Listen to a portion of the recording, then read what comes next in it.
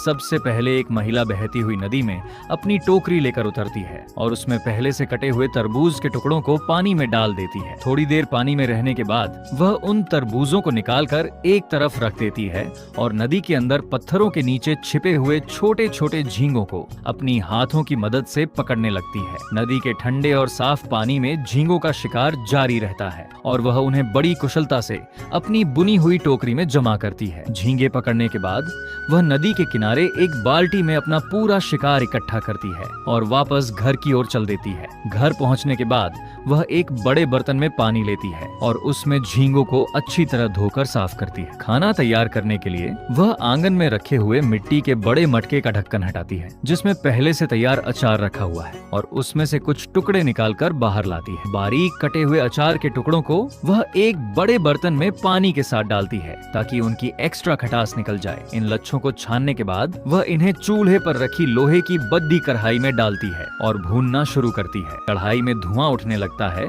और अचार के लच्छे अच्छी तरह भुनकर तैयार हो जाते हैं जिन्हें वह एक प्लेट में निकाल लेती है। अब उसी कढ़ाई में वह थोड़ा तेल गर्म करती है और उसमें कटा हुआ मीट डालकर भूनती है। मीट भुनने के बाद वह उसमें कटा हुआ हरा प्याज, लहसुन और लाल मिर्च का तड़का लगाती है और फिर कटे हुए लच्छों और भुने हुए झींगों को मिलाकर सबको अच्छी तरह चलाती है। कढ़ाई से बहुत ही स्वादिष्ट खुशबू आने लगती है और मसाला पूरी तरह तैयार हो जाता है जिसे वह एक बड़ी प्लेट में परोसती है। अब वह आटे की लोइयों को बेलन से बेलकर गोल रोटी तैयार करती है और कढ़ाई में तेल गरम करके उनमें इन्हें तलना शुरू करती है। एक एक करके सुनहरी और कुरकुरी रोटियां तैयार हो जाती हैं, जिन्हें वह सावधानी से निकालकर प्लेट में एक के ऊपर एक रखती है। अंतिम चरण में वह चूल्हे पर एक बर्तन में पीले दानों का सूप तैयार करती है जो अब पूरी तरह पककर तैयार हो चुका है। अंत में पूरा परिवार मेज पर एक साथ बैठता है और गर्मा गर्म रोटियों, झींगों की चटनी और सूप के साथ अपने इस प्राकृतिक भोजन का आनंद लेता है।